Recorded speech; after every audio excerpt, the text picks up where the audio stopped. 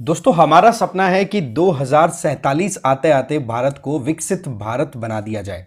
लेकिन क्या आपको पता है कि इस विकसित भारत के सपने को पूरा करने में कितने कदम हमें चलना होगा?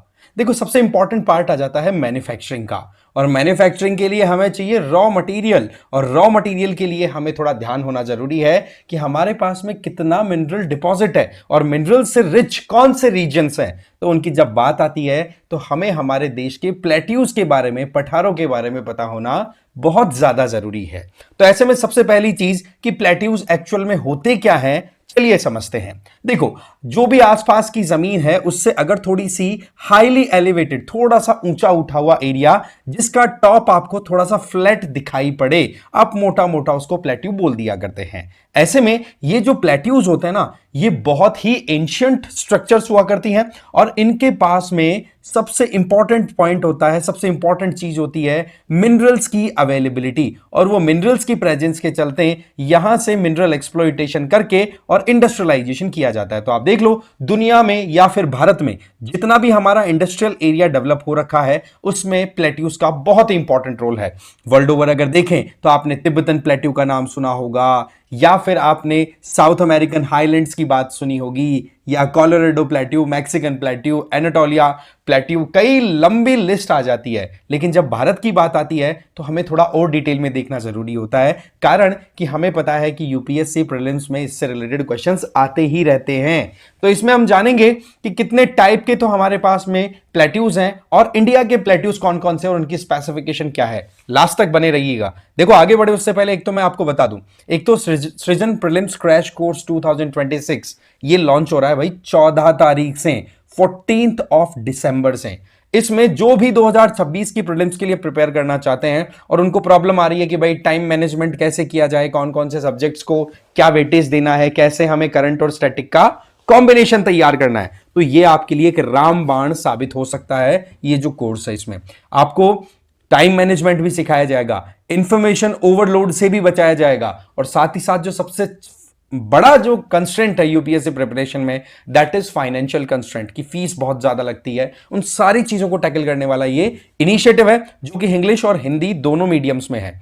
आप देखोगे कि ये 14 दिसंबर से स्टार्ट होने वाला है। और सबसे इंटरेस्टिंग चीज, आपके सामने प्राइस तो है ही 6,999। यहां पर आपको ध्यान देना होगा कि जो शुरुआती 1,000 एस्पिरेंट्स जो एनरोल करेंगे उन लोगों के लिए एडिशनल 2,000 रुपीज का डिस्काउंट है। और उसके लिए क्या करना, आपको जैसे ही आप ज्वाइन करो एप्लीकेशन पे जाकर के इस कोर्स को, सृजन प्रीलिम्स क्रैश कोर्स 2026, तो आपको फर्स्ट 1K ये कोड लगा देना है। ऐसे में जो शुरुआती 1,000 होंगे ना, उनको इनका इस पर्टिकुलर ऑफर का बेनिफिट मिल जाएगा। फैकल्टीज में सुमित सर से लेकर के ऋषभ सर, शब्बीर सर, मतलब जो भी आपकी टॉप फैकल्टीज हैं वो सारी आपको यहां पर एजुकेट करेंगी आपके प्रीलिम्स को इजियर बनाने के लिए। ठीक है, और साथ ही साथ आपको इस पर्टिकुलर सेशन की अगर पीडीएफ चाहिए हो तो एक काम करिए, इस क्यूआर कोड को स्कैन करके आप मुझे फॉलो कर लीजिए, यहां पर आपको पीडीएफ मिल जाएगी। अब देखो, हम शुरू करते हैं प्लेट्यूज के बारे में थोड़ा डिस्कशन करना। देखो, प्लेट्यू मैंने बताया जो आसपास के एरिया से थोड़ी ऊंची उठी हुई हाईलैंड्स होती हैं, जिनका टॉप है वो मोर और लेस आपको फ्लैट दिखाई दे, तो उनको प्लेट्यू बोल दिया जाता है। मेजर रोल मिनरल्स की प्रेजेंस के चलते इंडस्ट्रियलाइजेशन में होता है। और जो प्लेट्यूज है ना, उनकी स्ट्रक्चर कुछ इस तरीके से होती है, जैसे स्टार्ट में हमने इमेज में देखा, मानो कि एक टेबल, तो इनको टेबल लैंड भी बोल दिया जाता है। राइट।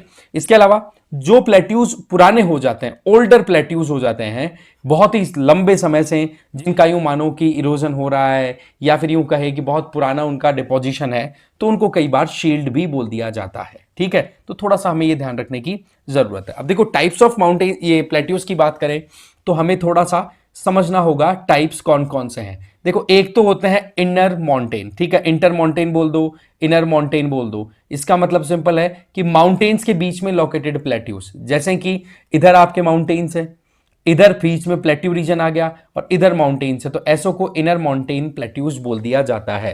इसका बेस्ट एग्जांपल इंडिया में देखें तो आपका जो डेक्कन प्लेट्यू वाला रीजन है उसमें आप क्या नोटिस करते हो, इधर की तरफ ईस्टर्न घाट, इधर की तरफ वेस्टर्न घाट, और नॉर्थ की तरफ आप जाओ तो सेंट्रल हाईलैंड्स वाले रीजन से आपको Vindhyan mountain range, Satpura mountain range देखने को मिलती है, और उसके बीच में लोकेटेड आपका है प्लेट्यू रीजन। इसके अलावा कुछ प्लेट्यूज ऐसे होते हैं जो वोल्केनिक इरप्शन की वजह से क्रिएट होते हैं, तो उनको वोल्केनिक प्लेट्यूज भी बोल देते हैं। और आप देखोगे कि जो वॉल्केनिक इरप्शन के चलते जो प्लेट्यूज बनते हैं उनमें लेयर बाय लेयर आपको स्ट्रक्चर दिखाई पड़ेगी अगर हम उसको खोद के देखें या उसका एक क्रॉस सेक्शनल अपीयरेंस देखें तो राइट। तो ऐसे में उनको कई बार ट्रैप भी बोल दिया जाता है। अगेन डेक्कन ट्रैप इसका बेस्ट एग्जाम्पल है। फिर आ जाइए आप नेक्स्ट डाइसेक्टेड प्लेट्यूज के बारे में। देखो वो प्लेट्यूज जो कि बहुत पुराने हैं और उनको रिवर्स ने या स्ट्रीम्स ने फ्लो होकर के काट दिया है, वो इरोड हो रहे हैं विद द टाइम, उनको डाइसेक्टेड प्लेट्यूज बोल दिया जाता है। और एक और टाइप का प्लेट्यू होते हैं जिनको बोलते हैं पिडमोंट प्लेट्यूज।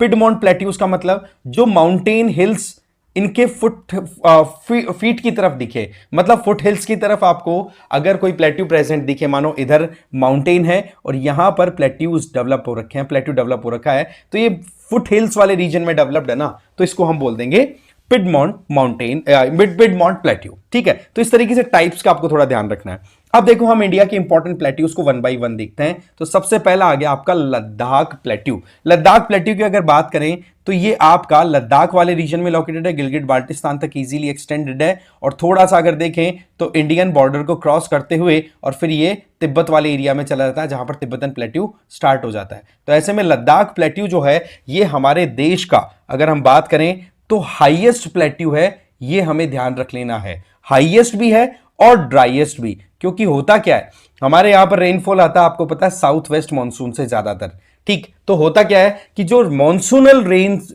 विंड्स हैं वो क्या करती हैं, जब तक लद्दाख वाले रीजन में पहुंचती है तब तक ड्राई एनफ हो जाती है और यहां पर होता है रेनफॉल बहुत कम। इसके चलते ही ये एरिया बहुत सूखा भी रहता है, डेजर्टिक इकोसिस्टम यहां पर देखने को मिल जाता है। तो एक तो लद्दाख हो गया। फिर इसके अलावा हम थोड़ा और देखें तो हमारे जो मेजर प्लेट्यूज हैं इंडिया के वो आपको दिखाई देंगे पेनिनसुलर इंडिया या उसके डिफरेंट एक्सटेंशंस के फॉर्म में। तो जिनमें आप देख सकते हो इधर अरावली के ईस्टर्न एरिया में देखें तो ये आपका सेंट्रल हाईलैंड वाला रीजन आ गया, जिसमें मेजरली 4 प्लेट्यूज को तो हमें ध्यान रखना है ही। एक तो मेवाड़ या कई बार इसको मारवाड़ भी बोल देते हैं, मारवाड़ वैसे इस तरफ आ जाता है, ध्यान रखना, ठीक है। बट अगर देखें तो जनरली इसको मेवाड़ प्लेट्यू बोलते हैं जो कि राजस्थान में फैला हुआ है। फिर आपका आ जाता है मालवा प्लेट्यू जो कि मध्य प्रदेश राजस्थान में। फिर आपका आ जाता है ये बुंदेलखंड वाला रीजन, ये आपका मोर और लेस एक्सटेंडेड है आपका यूपी और एमपी वाले एरिया में। फिर इसके बाद में आ जाता है नेक्स्ट आपका बाघेलखंड वाला एरिया। तो ये चारों मिलाकर के हम इनको बोलते हैं मध्य भारत हाईलैंड बोल दिया करते हैं, इन चारों को मिलाकर के मध्य भारत हाईलैंड, क्योंकि ये ऊंचा उठा हुआ एरिया है। फिर नॉर्थ ईस्ट की तरफ जाओगे तो यहां पर आपको दिखाई पड़ेगा शिलोंग या फिर मेघालय प्लेट्यू। ये हमारे देश का आप देखोगे तो सबसे ज्यादा वेटेस्ट प्लेट्यू है, क्योंकि यहां पर रेनफॉल आपको बहुत ज्यादा दिखाई पड़ता है और यहां पर 3 इंपॉर्टेंट हिल्स हैं, गारो, खासी, जैंतिया। इनके बारे में थोड़ा और डिटेल में हम समझेंगे। इसके अलावा छोटा नागपुर प्लेट्यू, यहां पर आप देख सकते हो जो झारखंड वाला एरिया है, मोटा मोटा झारखंड, थोड़ा सा उड़ीसा में एक्सटेंडेड है और हल्का सा वेस्ट बंगाल की तरफ भी एक्सटेंडेड है। इसको भी हम 2 पार्ट्स में डिवाइड करते हैं। जो दामोदर रिवर है ना, वो जब पास होती है तो इसके नॉर्दर्न पार्ट को हजारीबाग बोल देते हैं, सदर्न पार्ट को रांची प्लेट्यू बोल देते हैं। इसके अलावा एक प्लेट्यू रीजन जो कि छत्तीसगढ़ उड़ीसा वाले एरिया में एक्सटेंडेड है, उसको दंडकारण्य या फिर बस्तर प्लेट्यू भी बोल दिया जाता है। और फिर बाद में आ जाता है आपका और हमारे देश का सबसे बड़ा प्लेट्यू रीजन, जिसको हम बोल दिया करते हैं डेक्कन ट्रैप या डेक्कन प्लेट्यू रीजन। ठीक है, ये आपके 3 पार्ट्स में, एक तो महाराष्ट्र वाले एरिया में, फिर आपका कर्नाटका और फिर इधर की तरफ जाओगे तेलंगाना या फिर इसको आंध्र प्रदेश प्लेट्यू के नाम से भी जाना जाता है। तो ये मेजरली आपको थोड़ा सा नामों का आइडिया होना चाहिए। अब इनको हम एक एक करके डिटेल में समझते हैं। तो सबसे पहले शुरू करते हैं शिलोंग प्लेट्यू के बारे में। देखो शिलोंग प्लेट्यू जनरली अगर देखें तो ये जो पेनिनसुलर वाला जो एरिया है ना पूरा, ये जिसको मैं यहां पे हाईलाइट करने की कोशिश कर रहा हूं पेन से, इसका ही पार्ट है। लेकिन जब इंडियन प्लेट यूरेशियन प्लेट से टकराई, ठीक है ध्यान से समझना, जब इंडियन प्लेट यूरेशियन प्लेट से टकराई तो यहां पर एक फॉल्ट क्रिएट हो गया और उस फॉल्ट की वजह से ये जो पूरा पेनिनसुलर पार्ट है इसका एक पार्ट ब्रेक होकर के और सेपरेट हो गया, जिसको आज हम शिलोंग प्लेट्यू के नाम से बोलते हैं। और ये जो फॉल्ट है इसको बोलते हैं मालदा गैप। क्या बोलेंगे इसको हम? मालदा गैप। और यहीं से आज आप देखो तो इधर से आती है आपकी ब्रह्मपुत्र, इधर से आती है आपकी गंगा रिवर, ये आकर के फिर बाद में बे ऑफ बंगाल में जाकर के अपना पानी ड्रेन कर देती हैं। तो बेसिकली आपसे कोई पूछे कि शिलोंग या मेघालय प्लेट्यू है वो किसका पार्ट है, तो पेनिनसुलर इंडिया का ही पार्ट है, इसमें हमें कोई गलती नहीं करनी है। आप यहां पर देखिए ये है शिलोंग प्लेट्यू और इसी के अंदर आपको मेजर 3 माउंटेन रेंजेस देखने को मिलेंगी। एक तो गारो है, फिर उसके बाद में शिलोंग जिसमें लोकेटेड है वो खासी वाला आ गया, और फिर इसके ईस्टर्न पार्ट में चाहोगे तो आपको मिल जाएंगे जैंतिया हिल्स। खासी वाली जो हिल वाला रीजन है वहीं पर आपको वर्ल्ड का हाईएस्ट रेनफॉल रिसीव करने वाला रीजन दैट इज मौसिन राम यहीं पर लोकेटेड मिल जाएगा। साथ ही साथ मैंने बताया कि वर्ल्ड का हाईएस्ट रेनफॉल भी इसी रीजन में रिसीव होता है, इसलिए इसको वैसे देखा जाए तो मॉइस्ट या फिर वेटेस्ट प्लेट्यू ऑफ इंडिया भी बोल दिया जाता है। इसको ध्यान रखना है, ठीक है ना। मैं बाकी ये तीनों की तीनों ही, और इसी का फिर एक्सटेंशन थोड़ा और आगे की तरफ लो तो कार्बी एंगलोंग के नाम से, कार्बी एंगलोंग के नाम से ये प्लेट्यू एक्सटेंड हो जाता है असम में, और वहीं पर आपकी मिकिर हिल्स हैं वो लोकेटेड आ जाती हैं जो कि असम वाले रीजन में आ जाती है। मतलब यूं कि मानो ये शिलोंग प्लेट्यू या मेघालय प्लेट्यू है और इसी को थोड़ा एक्सटेंड कर दो असम की तरफ, तो वहां पर कार्बी आंगलोंग वाला रीजन आ गया और वहीं पर आपकी मिकिरी हिल्स लोकेटेड है जो कि असम में आ जाती हैं। तो थोड़ा सा हमें इन बातों का भी ध्यान रखने की जरूरत है, ठीक है। और हमें यह देखने की जरूरत है कि यहां पर कई बार केसेस आते हैं रेड हॉल माइनिंग के, जैसे चूहा बिल खोदता ना उस तरीके से यहां पर कोल माइनिंग की जाती है जो कि मोर और लेस इलीगल है, लेकिन यहाँ के लोग अपनी रोजी मत कहते ना कि अपने गुजर बसत के लिए, या फिर कहें कि यहाँ पर एक बहुत ही गंदा तरीके से कार्टेल भी ऑपरेट करता है, ठीक है, पॉलिटिकल ब्यूरोक्रेटिक नेक्सस एक तरीके से, जिसके चल बिजनेसमैन तो हम कैसे बोल सकते हैं, जिसके चलते फिर यहाँ पर कोल है वो इलीगली माइन किया जाता है, फिर इसकी प्रोसेसिंग होती है जिसके चलते फिर यहाँ पर लोग जो हैं अपनी लाइवलीहुड अर्न करते हैं। लेकिन कई बार ये रेड होल जो होते हैं, मानो कि एक बहुत बड़े पहाड़ के नीचे एक छोटा सा बिल आपने खोद दिया, तो ये कई बार ट्रैप भी हो जाते हैं जब माइनर्स इसके नीचे चले जाते हैं, तो ठीक है। तो थोड़ा सा हमें इसके बारे में ध्यान रखने की जरूरत है। नेक्स्ट हमारा आता है डेक्कन प्लेट्यू। डेक्कन प्लेट्यू के तीन पार्ट्स हैं, महाराष्ट्र प्लेट्यू, कर्नाटका प्लेट्यू, तेलंगाना या फिर आंध्र प्रदेश प्लेट्यू, ऐसे इसको तीन पार्ट्स में हम डिवाइड कर सकते हैं। इसकी अगर बात करें तो आपको शेप तो समझ में आ गई, यूं मानो जैसे कि कोई इन्वर्टेड ट्राइंगल की शेप हो, ऐसा है। दूसरा, इसके स्लोप की बात आए तो स्लोप क्या है भाई, ईस्टवर्ड, मतलब ये कि जब हम इसके स्लोप की बात करें तो यहां पर रिवर्स है वो हायर वेस्टर्न घाट्स की तरफ से फ्लो करती हुई लोअर ईस्टर्न घाट्स को क्रॉस करते हुए बे ऑफ बंगाल में जाकर के अपना पानी ड्रेन करती हैं। ये हमारे देश का अगर प्लेट्यूज की बात आए तो लार्जेस्ट प्लेट्यू आ जाता है, ठीक है। अब यहां पर हम थोड़ा डिटेल में समझते हैं एक एक। सबसे पहले हम बात करेंगे महाराष्ट्र प्लेट्यू की। देखो महाराष्ट्र प्लेट्यू की अगर बात करें ना तो ये नॉर्दर्न पार्ट है, एक तो ये हमें ध्यान रख लेना है। एक ये क्या है, लेयर्ड स्ट्रक्चर है, यहां पर लेयर बाय लेयर जो लावा है उसका फॉर्मेशन हो रखा है, इसलिए इसको लेयर्ड स्ट्रक्चर के चलते इसको डेक्कन ट्रैप के नाम से भी जाना जाता है। लेयर्ड स्ट्रक्चर के चलते इसको हम ट्रैप भी बोल दिया करते हैं। इसके अलावा यहां पर बेसाल्टिक रॉक्स हैं, बेसाल्टिक रॉक्स हैं, इसका मतलब वो बेसिक टेंडेंसी की हैं और कलर में कैसी हैं, ब्लैक कलर की। और इसी ब्लैक कलर के चलते जब ये यहां की रॉक्स एक तरीके से डिसइंटीग्रेट होती हैं, ठीक है, एक तरीके से डिसइंटीग्रेट होती हैं, तो नतीजतन हमें यहां पर ब्लैक सॉइल का फॉर्मेशन दिखता है जिसे हम रेग्यूर बोलते हैं, और वो कॉटन कल्टीवेशन के लिए बहुत ही ज्यादा फेवरेबल होती है। फिर आ जाते हैं हम नंबर 2 कर्नाटका की बात करें। नंबर 1 हमारा महाराष्ट्र हो गया, चलिए अब नंबर 2 हम कर्नाटका की बात करते हैं। कर्नाटका प्लेट्यू जो है इसको कॉफी के लिए बहुत ज्यादा फेमस माना गया है, ठीक है। यहां पर कॉफी की बहुत बढ़िया अरेबिका, लाइबेरिका, ऐसे कई आपको वेरिएंट है वो ग्रो होते हुए दिखेंगे। साथ ही साथ यहां पर जो एक तरीके की हाईलैंड स्ट्रक्चर दिखती है ना उसको लोकली मलनाद बोल दिया जाता है। ये ध्यान रखने वाली बात है, कर्नाटका प्लेट्यू में हाईलैंड स्ट्रक्चर को मलनाद बोल दिया जाता है, और यहां पर जो भी रिवर्स फ्लो करती हैं वो फिर क्रिएट करती हैं वाटरफॉल, एक तरीके से जलप्रपात बनाती हैं, जो कि आप जान सकते हैं। फिर इसके अलावा कर्नाटका वाले एरिया में इधर ही यहां पर है बाबा बुदन हिल्स, ठीक है, बाबा बुदन हिल्स, ये फेमस है आयरन ओर के लिए, ठीक है ना, आयरन ओर के लिए यहां पर बाबा बुदन हिल्स लोकेटेड है। और गोल्ड के लिए भी कर्नाटका प्लेट्यू फेमस है, जिसमें एक तो हुत्ती नाम से एरिया आता है और एक केजीएफ वाला आपने देखी होगी मूवी है ना, तो कोलार गोल्ड माइन फील्ड वाला, वो तो ये कोलार वाला तो इतना ज्यादा अभी चलता नहीं है, बाकी हुत्ती वाले एरिया में अभी भी गोल्ड की माइनिंग होती है। फिर तीसरा हमारे सामने आ जाता है दैट इज तेलंगाना, और we can say Andhra Pradesh plateau. अगर इस प्लेट्यू की बात करें ना तीसरे वाले की, तो इसमें आपको मेजरली यूं दिखेगा, एक तो कावेरी गोदावरी कृष्णा गोदावरी बेसिन आ गया, और यहां पर सॉइल फर्टाइल होने के चलते यहां पर राइस की खेती अच्छी खासी होती है, एक तो ये ध्यान रखना है। मिनरल वाइज अगर देखें तो ये जो आंध्र प्रदेश प्लेट्यू है यहां से आपको माइका की और साथ में कोल और फिर आयरन ओर, इनकी अच्छी खासी प्रोडक्शन दिखेगी, रिजर्व्स की प्रेजेंस दिखेगी। तो इस तरीके से डेक्कन प्लेट्यू है ना, ये बहुत ही ज्यादा इंपॉर्टेंट है अगर हम इंडियन प्लेट्यूज की बात करें।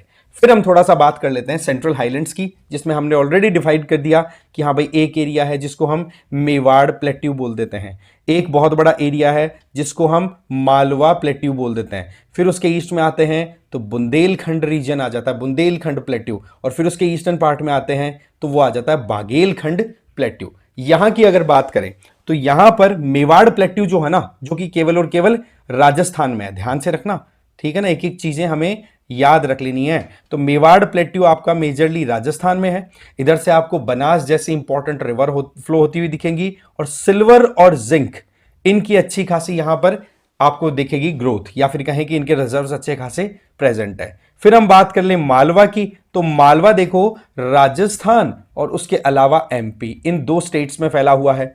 यहां पर अगर देखें तो ये एक तरीके से डेक्कन प्लेट्यू है ना, उसी का एक्सटेंशन के तौर पे भी देखा जाता है। यहां से फ्लो होती है चंबल रिवर, ठीक है, चंबल जो कि यमुना की एक बहुत इंपॉर्टेंट ट्रिब्यूटरी है, और ये इरोजन करती है एक तरीके से गली टाइप इरोजन, ठीक है। गली इरोजन में क्या होता है कि जमीन जो है ना वो यूं डाइसेक्ट हो जाती है, मानो कि इधर ज्यादा जमीन रह गई, इधर खड्डा, फिर इधर इस तरीके से, तो ये एक तरीके की बेडलैंड टॉपोग्राफी क्रिएट होती है, जिसको बीहड़ बोलते हैं चंबल के, जो डकैतों के लिए बहुत फेमस रहे हुए हैं।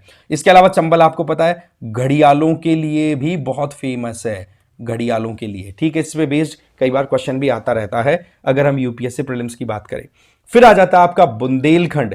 देखो बुंदेलखंड जो आजकल तो बहुत ही फेमस है, वैसे भी आपको पता ही है, ठीक है, ये मध्य प्रदेश और उत्तर प्रदेश में एक्सटेंडेड है। यहां पर आपको मेजरली मिलती है रेड सॉइल, और साथ में यहां से फ्लो होने वाली इंपॉर्टेंट रिवर का नाम है बेतवा रिवर। फिर आ जाओ आप बुंदेलखंड के बाद बाघेलखंड वाले रीजन में, वहां की बात की जाए तो ये भी आपको एमपी और यूपी में एक्सटेंडेड मिलेगा। साथ ही साथ यहां से एक रिवर फ्लो होती है केन, और केन रिवर और बेतवा रिवर, इन्हीं की लिंकिंग की जो प्रोजेक्ट है, ये बहुत इंपॉर्टेंट रिवर इंटरलिंकिंग प्रोजेक्ट है, ध्यान रखना है। और एक बड़ी इंटरेस्टिंग चीज कि ये मानो बाघेलखंड वाला रीजन है, इधर से तो फ्लो होती है इसके सोन रिवर, और इसके साउथ की तरफ से फ्लो होती है महानदी रिवर।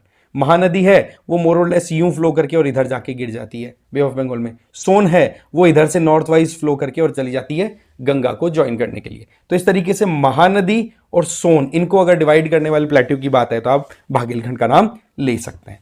फिर हम बात कर लेते हैं छोटा नागपुर प्लेट्यू की। ये देखो हमारे देश का रूर रीजन भी बोला जाता है, इसे ध्यान रखना, बहुत इंपॉर्टेंट बात बता रहा हूं। ये हमारे देश का रूर रीजन, रूर कहां है वैसे, जर्मनी में, और वो देखा जाए तो फेमस अपने मिनरल डिपोजिशन के पॉइंट ऑफ व्यू से। तो आप देख सकते हो कि जर्मनी को जैसे ग्रोथ करवाई रूर रीजन है, वैसे ही हमें ग्रोथ देता है इंडस्ट्रियलाइजेशन में Ruhr of India, that is छोटा नागपुर प्लेट्यू। यहां पर क्या है, एक बहुत ही इंपॉर्टेंट रिवर फ्लो करती है, दैट इज दामोदर रिवर, ठीक है। अब वो दामोदर रिवर क्या करती है, इस छोटा नागपुर प्लेट्यू को दो पार्ट्स में डिवाइड कर देती है, ठीक है। ये देखो ये दामोदर रिवर यहां पर ये रही, ठीक है, इसको थोड़ा और आगे तक ले, तो इसको दो पार्ट्स में डिवाइड कर देती है। एक तो इसका नॉर्दर्न पार्ट हो जाता है, एक इसका सदर्न पार्ट हो जाता है। तो जो नॉर्दर्न पार्ट है उसको तो बोलते हैं हजारीबाग प्लेट्यू, क्या बोलते हैं जी, हजारीबाग नॉर्थ में, और वहीं पर सदर्न पार्ट है उसको हम बोल देते हैं रांची प्लेट्यू, क्या बोलेंगे, रांची प्लेट्यू। और इसी के थोड़ा सा साउथ ईस्ट की तरफ एक्सटेंशन देखें तो वहां पर आपको दिखेगा सिंहभूम, क्या दिखेगा, सिंहभूम रीजन, याद रख लेना है भाई, सिंहभूम रीजन। और उसी सिंहभूम रीजन की तरफ से फ्लो होती है आपकी एक और इंपॉर्टेंट रिवर, दैट इज सुबर्ण रेखा, और इस सुबर्ण रेखा के किनारे पर बसा हुआ है जमशेदपुर, जिसको टाटा नगर भी बोलते हैं, और वो अपने आप में आयरन एंड स्टील के लिए बहुत ही फेमस एरिया है, ठीक है। तो ये हमें थोड़ा सा ध्यान रखने की जरूरत है छोटा नागपुर प्लेट्यू की जब बात आ जाए तो, ठीक है ना। तो हजारी, और ये बड़ी इंटरेस्टिंग चीज है, हजारीबाग और रांची प्लेट्यू में डाउट है ही नहीं, सिंहभूम मैंने बता ही दिया। एक हमें ध्यान रख लेना है, हमारे देश की जितनी कोल रिक्वायरमेंट है उसका 80% कोल आपका छोटा नागपुर प्लेट्यू ही सप्लाई देता है। अच्छा यहां पर क्या है कि कुछ हार्ड रॉक्स हैं, कुछ सॉफ्ट रॉक्स हैं, तो जो सॉफ्ट रॉक्स हैं उनको तो क्या रिवर्स ने कर दिया इरोड, स्ट्रीम्स ने कर दिया खत्म, और जो हार्ड रॉक्स हैं वो बच गई। तो इस तरीके की स्ट्रक्चर वहां पर आपको जनरली देखने को मिल जाएगी। अगर आप क्रॉस सेक्शनली देखो तो इसको बोल दिया जाता है पेटलैंड टॉपोग्राफी, क्या बोलते हैं इसको हम, पेटलैंड टॉपोग्राफी, जिसमें हार्ड रॉक और सॉफ्ट रॉक्स का एक कॉम्बिनेशन होता है, उसके चलते ये बन जाता है। और फिर हम बात कर लेते हैं एक और लास्ट हमारा बच गया, दैट इज दंडकारण्य या बस्तर छत्तीसगढ़ रीजन। इसकी अगर बात करें तो यहां पर आपको एल्यूमिनियम, ध्यान रखना है, एल्यूमिनियम या फिर कहूं एल्यूमिनियम का जो ओर है दैट इज बॉक्साइट बॉक्साइट की और आयरन ओर की माइनिंग होते हुए दिख जाएगी। और मेजरली ये कन्फाइनमेंट आपका आ गया उड़ीसा वाले एरिया में, और साथ में छत्तीसगढ़ को भी आप इसमें ऐड कर सकते हो। ठीक है, तो ये मेजर प्लेट्यूज थे जिनके बारे में हमें पता होना चाहिए, राइट। अब आप मुझे कमेंट बॉक्स में बताइए कि जो राजस्थान का थार डेजर्ट है, ठीक है, राजस्थान का जो थार डेजर्ट है उसके नीचे अगर हम एक्सप्लोर करें तो किस तरह की, किस टाइप की रॉक्स आपको देखने को मिलेंगी। आप जानते हैं इग्नस रॉक्स होती हैं, सेडिमेंट्री रॉक्स होती हैं, और आपकी मेटामॉर्फिक रॉक्स होती हैं। तो थार डेजर्ट के अंडरलाइंग जो रीजन है वहां पर आपको कैसी रॉक्स दिखेंगी, कमेंट करके जरूर बताना। बाकी वीडियो यहीं खत्म होता है। Thank you very much.